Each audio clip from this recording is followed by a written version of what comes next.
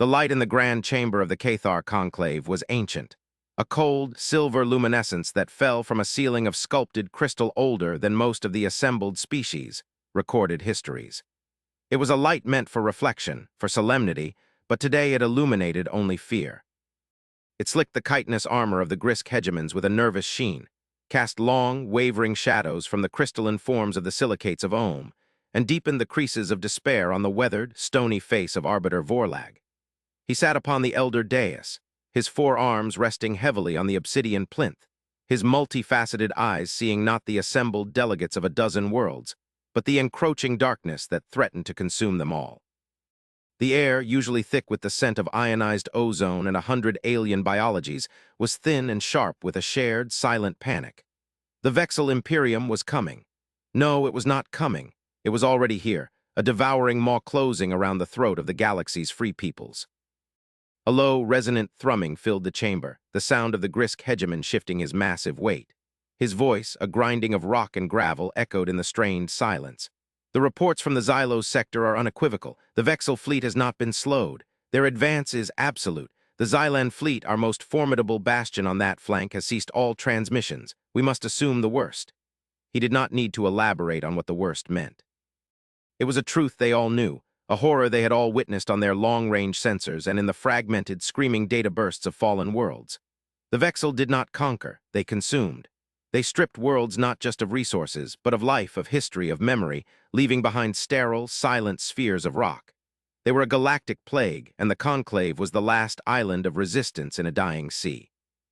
Assume the worst, a shimmering voice chimed, high and pure as struck glass.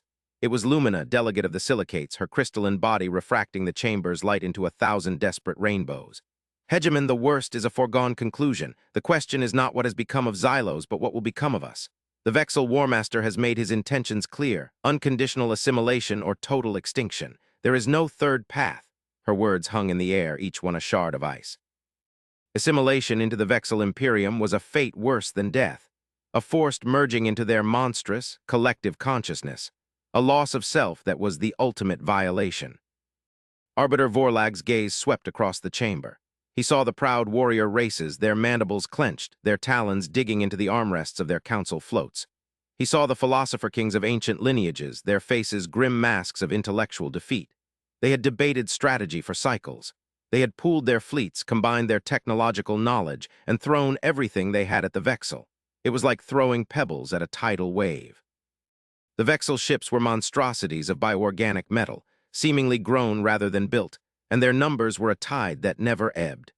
Their weapons fire was a storm of raw, chaotic energy that overwhelmed shields and tore through hulls with contemptuous ease. They were an engine of cosmic entropy, and they thought nothing could stop them. They were in all likelihood correct. "We have one final option," Vorlag said, his voice a low rumble that commanded attention. The chamber stilled, every delegate turning their full focus to the elder dais. "It is a desperate one, a myth perhaps, a fool's hope." He activated the central hololith. A swirling star chart materialized in the center of the chamber, a three-dimensional representation of their spiral arm. A small, isolated sector, far from the galactic core and untouched by the current conflict, began to glow with a faint blue light. "This is the Sol system," Vorlag continued, his voice heavy with the weight of long-shot gambles.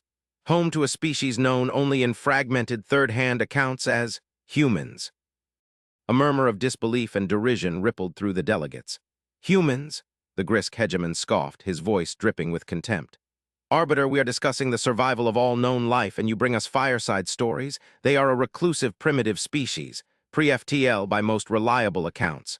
They have never joined a galactic council, never signed a treaty. They are insignificant." "The accounts are conflicting," Vorlag countered, his gaze unwavering. "Some, yes, paint them as a young race barely out of their planetary cradle, but others are strange. There are whispers buried deep in the archives of the traders who skirt their territory, of ships that move without visible propulsion, of signals that are impossibly complex, of a silence around their system that is not empty but watchful." Lumina's form pulsed. Soft, analytical light. "The silence, I have cross-referenced the phenomena. The region of space around their star is statistically anomalous. There is a dearth of background radiation, a strange uniformity in the cosmic microwave background. It is as if the space itself is curated. But to what end? And by what means? Their technological signatures are non-existent. They are either masters of stealth beyond our comprehension, or they are indeed nothing more than a pre-industrial curiosity. And if they are the former, Vorlag pressed, leaning forward, if their silence is a sign of strength, not weakness, the Vexel have avoided their system. Their expansion, so relentless in every other direction, gives that small pocket of space a wide berth. Why? The Vexel fear nothing, unless they have reason to. The debate raged. It was a testament to their desperation that the idea was even being entertained. To petition a reclusive, unknown species for aid against the greatest threat the galaxy had ever known was beyond madness. It was an admission of utter and complete failure. The warrior clans argued for a final, glorious stand, to die with honor rather than beg for help from a ghost. The pragmatists argued for surrender, for preserving some fragment of their culture within the Vexel collective rather than being erased entirely. Vorlag listened, his ancient heart heavy. He knew a final stand would be a slaughter, and surrender was a lie they told themselves to soften the horror of oblivion. The humans were an unknown variable in an equation that otherwise had only one terrible solution. As the arguments reached a fever pitch, a blaring klaxon cut through the noise, a sound that chilled every being in the room. A communications officer from the Cathar Vigilance Corps appeared as a trembling hologram beside the main hololith. Arbiter, a priority signal from the Xylos sector. A wave of stunned silence washed over the chamber. A signal from a world that had gone dark. The Grisk hegemon leaned forward, his massive form tense. From the Xylan defenders, have they rallied? The officer's image flickered with interference. Negative, hegemon, all Xylan signatures remain silent. The signal, it is not Vexel. It is new, unidentified. Its encryption is unlike anything in our databases, yet it carries a universal common tongue translation packet. Vorlag felt a tremor pass through his old frame. Put it through, he commanded, his voice barely a whisper. The central hololith shimmered, the star chart dissolving. For a moment there was only static, a hiss that sounded like the dying breath of a star. Then the image resolved. It was not a message from a frantic military commander or a desperate planetary governor. It was a face so strangely symmetrical, so soft and lacking in any natural armor that it seemed almost unfinished. It was framed by dark hair and possessed two forward-facing eyes, their color a deep, calm brown. The being was clad in a simple, dark gray uniform, devoid of any rank or adornment. The background was a stark, minimalist bridge, its consoles dark and unlit. The being's expression was one of serene neutrality. "This is Ambassador Evelyn Reed of the Terran Alliance," the voice said. It was smooth, calm, and utterly devoid of stress or fear. The common tongue translation was perfect, without accent or affectation. "We are addressing the body known as the Cathar Conclave. We have just concluded an operation in the Xylos system. We believe you may have questions." The chamber was a tomb. The Grisk hegemon stared, his mandibles slack. Lumina's crystalline form ceased its shimmering, frozen in a state of utter shock. An operation, concluded, in the heart of a Vexel invasion zone. Vorlag found his voice first, the words feeling heavy and clumsy in his mouth. "Ambassador Reed, I am Arbiter Vorlag. We are not aware of any operation. Our sensors showed a full-scale Vexal assault. The system has fallen." The human, Reed, tilted her head slightly, a gesture that was impossible to read. "Correction, Arbiter, the system was under assault. The Vexel Imperium fleet in that sector has been neutralized." Neutralized, the word was so clinical, so sterile. It hung in the air, a profound and baffling statement. The Grisk hegemon finally found his voice, a roar of disbelief. Neutralized? Impossible. Their fleet in that sector was a primary invasion force. It numbered in the thousands. It would take the combined armadas of this entire conclave to even slow them down. What trickery is this? Did your operation involve fleeing at the first sign of their power? Ambassador Reed's calm expression did not waver. She seemed to be observing the hegemon's outburst with a kind of detached, academic curiosity. "There is no trickery, hegemon, and we did not flee. The Vexel forces present in the Xylos system no longer exist. We are transmitting the sensor logs from our observation platforms for your verification." Data began to stream into the conclave systems. Vorlag's own console chimed, displaying the logs. He scanned them, his multifaceted eyes widening in sheer, unadulterated shock. The data was clean, precise, and utterly insane.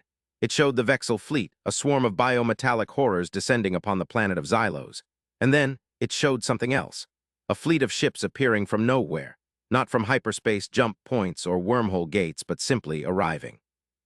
They bloomed into existence from the fabric of spacetime itself, silent and sudden. The human ships were not large. Compared to the Vexel Leviathans, they were sleek, elegant daggers. Their design was minimalist, all smooth, dark surfaces and clean lines. They bore no visible weapon emplacements, no glowing energy conduits, no sprawling shield emitters. They were stark, silent, and deeply unsettling in their simplicity. But it was not their appearance that caused Vorlag's hearts to pound in his chest. It was what they did. The logs showed the human fleet moving into formation, a precise, geometric pattern that was more like a dance than a battle deployment. The Vexel, caught off guard, turned their chaotic fury upon them. Beams of raw energy, torrents of plasma, and swarms of kinetic projectiles erupted from the Imperium's vessels, a storm of destruction that had shattered worlds. The human ships did not evade. They did not raise shields. They simply endured. The torrents of energy and matter seemed to wash over them, around them, through them, as if they were ghosts. No, not ghosts. It was as if the attacks themselves had ceased to have meaning, as if the fundamental laws of cause and effect had been suspended around their hulls. Then the human ships responded, not with fire, not with energy, but with silence. Thin, needle-like beams of what could only be described as pure, unadulterated blackness lanced out from the human vessels. They were not light, they were the absence of it. They were not energy, they were the negation of it. Where these black lances touched a Vexel ship, there was no explosion, no shower of debris, no flash of a dying reactor. The Vexel ship would simply cease. One moment, a kilometer-long behemoth of rage and steel filled a section of space. The next, it was gone, not destroyed, not vanished.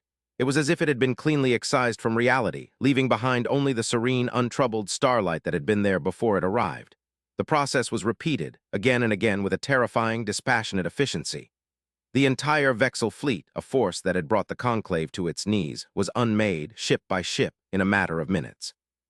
The sensor logs ended with a view of the Xylo system, empty, silent, and completely devoid of any Vexel presence.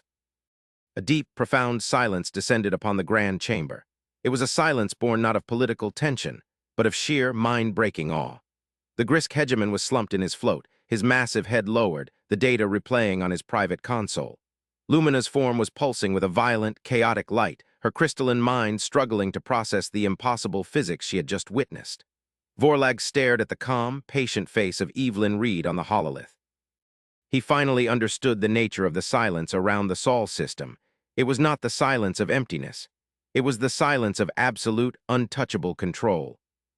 What was that? Vorlag managed to ask, his voice a hoarse croak.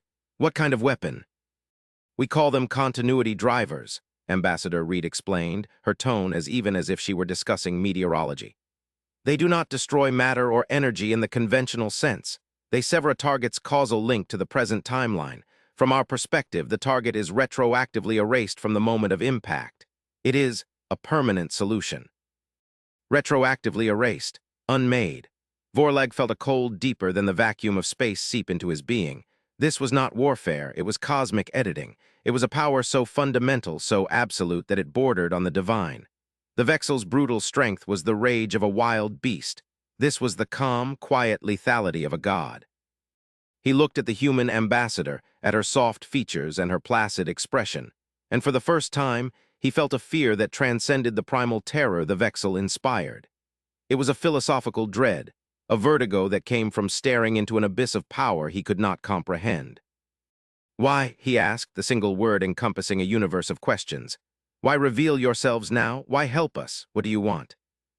The Vexel Imperium's method of expansion is a threat to cosmic stability, Reed said simply. Their consumption of worlds is not merely conquest, it is a form of aggressive entropy. They unravel the complex information systems that constitute life and civilization, reducing them to base energy and chaos. This process, if left unchecked, creates ripple. Ease in the fabric of spacetime. It is untidy. It conflicts with our core directive, the preservation of existential continuity. Preservation of existential continuity. It was not a political goal or a military objective. It was a philosophical mandate of staggering scale. These humans were not warriors or conquerors or even saviors in the way the Conclave understood the term. They were wardens, caretakers of reality itself. The Grisk hegemon lifted his head, his voice now a low, humbled rasp. You possess this power. You could have erased the Vexel from existence at any time. You could have ruled this galaxy. Why did you wait? Why hide? Ruling the galaxy is not our objective, Reed replied, a flicker of something almost like pity in her eyes. Direct intervention is a last resort. We observe. We study.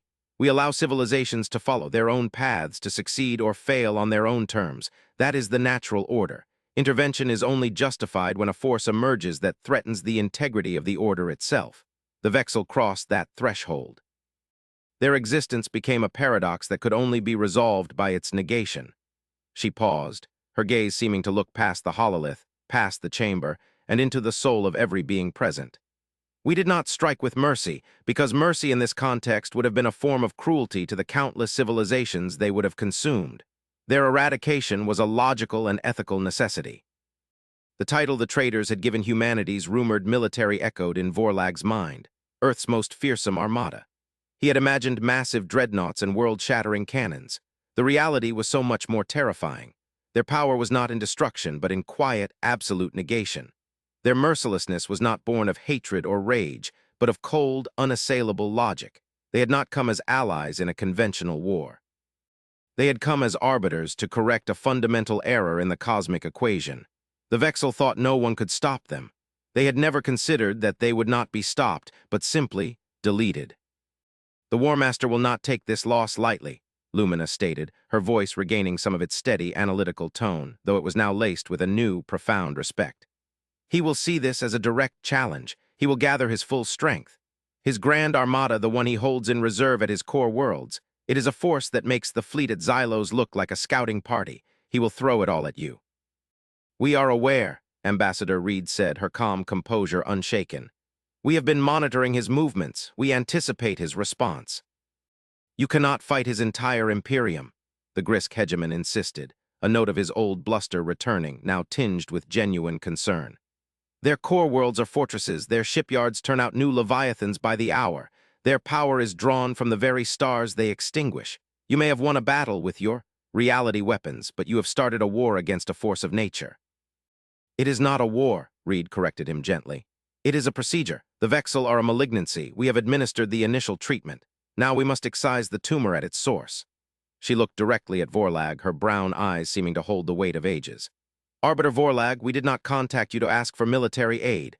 Your fleets, while valiant, would be an unnecessary complication in the coming operation. We contacted you for a different reason. We wish to open diplomatic channels, to share knowledge. Once the Vexil threat is removed, the galactic paradigm will shift. We believe it is important that this shift be towards stability and mutual understanding, not a power vacuum filled with fear and suspicion. She was offering them peace, a place in a new galaxy, a galaxy free of the Vexil. She was discussing the aftermath of a war that had not yet been fought with the serene confidence of a being who already knew the outcome. The sheer, breathtaking audacity of it left Vorlag speechless. He looked around the chamber. The fear was gone. The despair was gone. In their place was a new emotion, something far more complex, a mixture of terror, hope, and profound, humbling wonder. They were not alone. But their saviors were more alien than their enemies, operating on a level of thought and power that made the Cathar and all their ancient wisdom feel like the frantic scrabbling of children in the dark. We accept, Vorlag said, the words feeling momentous, as if he were signing a treaty not with another political body, but with a fundamental law of the universe. We will open all channels. We will stand ready to assist in any way you deem appropriate. Thank you, Arbiter, Reed said, offering a small, subtle inclination of her head. Our first cultural and scientific exchange vessel, the UNS Pathfinder, will arrive in your system shortly. It is unarmed. We hope it will be the first of many such gestu. Rays of goodwill, her image flickered once. The Vexil War Master has begun to move his fleet. We must attend to the matter. We will be in contact again once the procedure is complete. Read out. The hololith went dark, leaving the grand chamber once again bathed in the cold, ancient light of its crystal ceiling. But the light no longer seemed to illuminate fear. It illuminated a stunned, silent reverence. The conclave had spent generations looking to the stars in terror of the Vexil. Now they looked to the stars and saw a new power, a quiet, calm, and utterly absolute force that had appointed itself the guardian of reality, and they were on its side. For a long, long time, no one in the chamber spoke a word.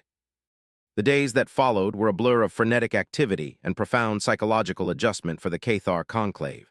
The human exchange vessel, the Pathfinder, arrived exactly as promised.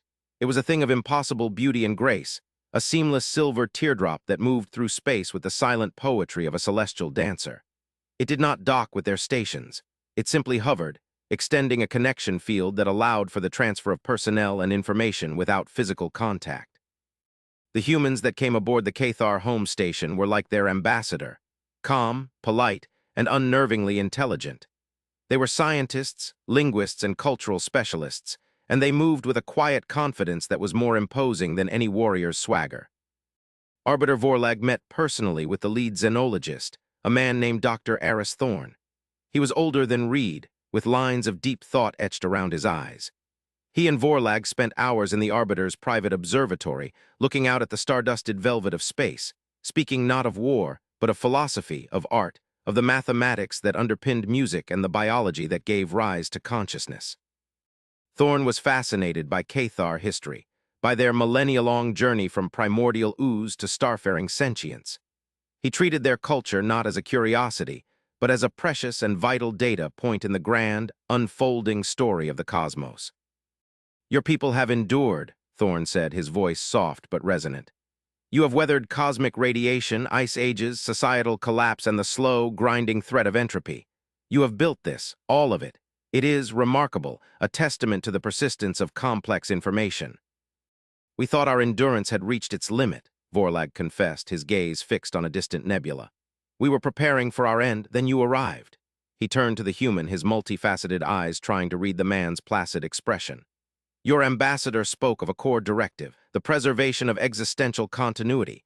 It is a noble philosophy, but it is also a terrifying one. Who gave you this directive? Who are you to be the judges of what constitutes a threat to reality?" Thorn was silent for a long moment, his eyes also on the stars. "No one gave it to us, Arbiter. We chose it. It was the only logical conclusion we could draw from our own history. We were once a deeply fractured species. We warred with each other over ideology, over resources, over lines drawn in the dirt. We developed weapons that could have shattered our own world 1,000 times over. We stared into the abyss of self-annihilation, and at the last possible moment, we recoiled from it." He gestured to the starfield outside the viewport. "When we finally reached for the stars, we did so with a profound sense of caution. We had seen the darkness within ourselves, the capacity for total destruction. We vowed never to unleash that on a galactic scale. We built our society around a new principle, that existence itself is sacred. That the universe's tendency toward complexity, toward life and consciousness, is a fragile miracle that must be protected from forces that would reduce it all back to chaos." "The Vexil," Vorlag rumbled. "The Vexil are the ultimate expression of that chaos," Thorn affirmed. "They are what we could have become had we not turned back from the brink. They are a civilization that embraced consumption as its highest purpose. They are a fire that seeks only to burn. You cannot reason with a fire, you can only contain it or extinguish it." While these conversations took place, the Conclave's astrogation centers tracked the Vexil Grand Armada. It was a terrifying sight, even as a cluster of sensor icons moving across a star chart.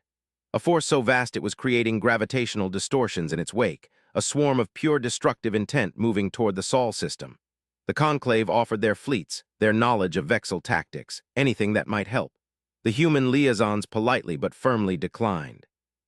"Your assistance is appreciated but unnecessary," was the standard, chilling reply. "The situation is under control." The day of the final confrontation arrived. A deep, collective anxiety settled over the Conclave worlds. Every long-range observatory, every deep space sensor array was pointed toward the calculated intercept point near the edge of human-controlled space.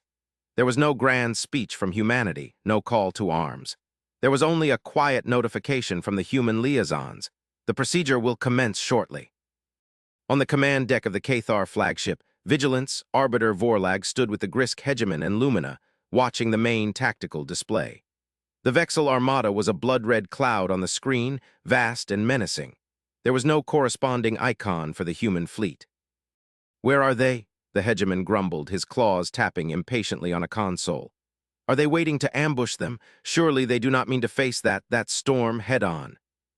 "Their methods are not ours, Hegemon," Lumina pulsed softly. "Patience." As the Vexil Armada crossed a designated coordinate, space itself seemed to ripple.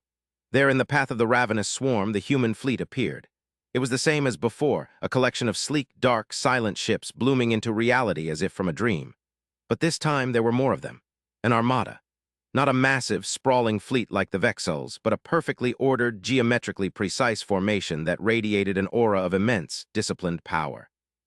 The Vexel Warmaster, a being of pure incandescent rage whose image had been broadcast across the galaxy in triumphant proclamations of conquest, appeared on a system-wide broadcast, his grotesque, armored form filling the screen. His voice was a shriek of amplified hatred. So the Silent Ones finally show their faces, you pathetic little creatures hiding in your quiet corner of space. Did you think your parlor tricks at Xylos would frighten us? You have only sealed your doom.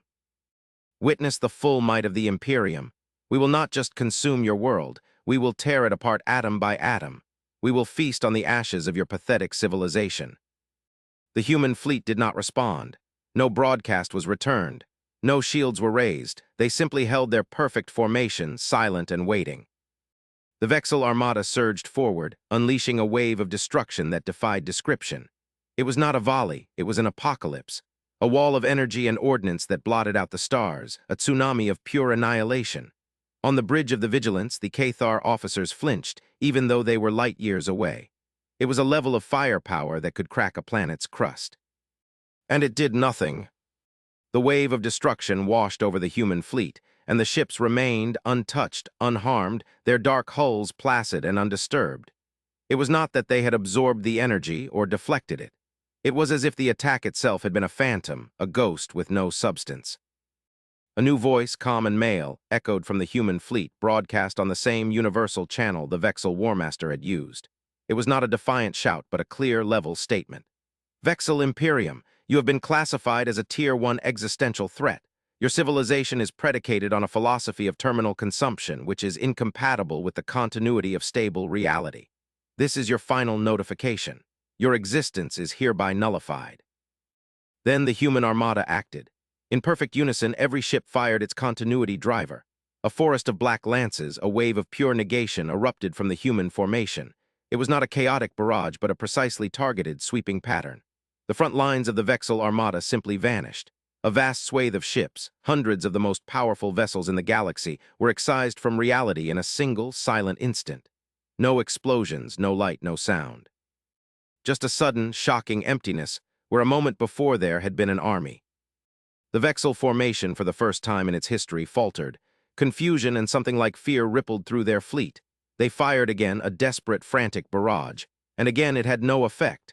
The human fleet fired again. Another section of the Vexel Armada was unmade. It was not a battle. It was a harvest, a systematic, dispassionate culling.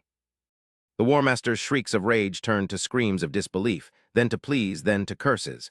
His flagship, a vessel the size of a small moon, turned to flee, but there was no escape. A single human cruiser, no larger than a Cathar frigate, moved to intercept it. It did not give chase. It simply appeared in its path. A single lance of blackness shot forth from the small ship. It struck the Warmaster's colossal vessel. The moon-sized dreadnought did not break apart or explode. It flickered like a faulty hologram. For a single, terrifying second, it became transparent, the stars visible through its monstrous hull. Then it was gone. The Warmaster's final, defiant scream was cut short, erased from history along with his ship, his fleet, and his entire ravenous empire. The rest of the Vexel Armada, leaderless and broken, was methodically and quietly erased over the next few minutes. When it was over, space was silent. The human fleet held its position for a moment longer, a silent vigil in the void. Then, as one, the ships dissolved back into the fabric of spacetime, vanishing as cleanly and suddenly as they had appeared. The threat that had terrorized the galaxy for centuries was over, not defeated, nullified. On the bridge of the Vigilance, no one moved. The Grisk hegemon stood as if turned to stone, his mind unable to reconcile the sheer, quiet totality of what he had just witnessed. Lumina's form was a steady, brilliant white, a beacon of pure, unadulterated awe. Arbiter Vorlag looked at the empty tactical display, at the star chart that was now free of the creeping red stain of the Vexile. He felt an overwhelming sense of relief, but it was colored by a profound and humbling sobriety. They had not been saved by heroes. They had been spared by a force of nature that had, for the moment, judged them worthy of existence. A calm chime announced an incoming message. It was Ambassador Reed. Her face appeared on the main screen, her expression as serene as ever. Arbiter Vorlag, the procedure is complete. The Vexil Imperium no longer poses a threat to galactic stability. We saw, Vorlag said, his voice thick with emotion. Ambassador, there are no words, what you have done for us, for the galaxy. We did what was necessary, she replied, her tone gentle but firm. The true work begins now, rebuilding, establishing a new galactic order based not on fear and conquest, but on mutual respect and the shared pursuit of knowledge. The Pathfinder and its crew are at your disposal to begin this process. We are grateful, Vorlag said, bowing his head in a gesture of deep respect. We are in your debt. Reed's expression shifted, a subtle change that held a universe of meaning. It was a look of immense, ancient weariness. Arbiter, we do not seek gratitude or debt. We seek partners, we seek understanding, because the Vexil, they were not the true threat. They were only a symptom. A cold stillness fell over Vorlag, a symptom. I do not understand, he said slowly. Our technology, Reed began, her voice dropping to a more somber, confidential tone. The continuity drivers, our ability to manipulate the fabric of spacetime, we did not invent it. Not entirely, we discovered it, or rather we were led to it. She paused, as if weighing the gravity of her next words. Long ago, in the infancy of our spacefaring age, we received a signal. It was not from a living civilization. It was an echo, a message in a bottle sent across an ocean of time, so vast it is nearly incomprehensible. It came from a civilization that existed billions of years before ours, a civilization of unimaginable advancement. She continued, her voice painting a picture of an ancient, lonely galaxy. The message was a warning, a final, desperate testament. They spoke of a force they called the Great Silence. It was not the absence of life, but an active, aggressive entity or phenomenon that sought the erasure of information, the erasure of complexity, the erasure of existence itself. It was a form of cosmic decay, but intelligent, purposeful.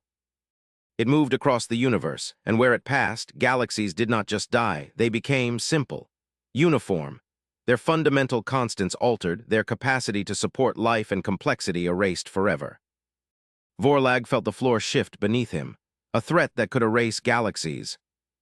This ancient civilization fought it, Reed went on. They developed the principles of causal severance as a defense, a way to fight something that attacked reality itself. But they failed. They were erased. Their final act was to encode their knowledge, their warning, into a signal and beam it out into the cosmos, hoping that some young race might find it, understand it, and prepare. We were that race. The truth landed with the force of a physical blow. Humanity's incredible power, their detached philosophy, their role as galactic wardens, it was not a choice born of arrogance. It was a burden they had accepted. They were not gods.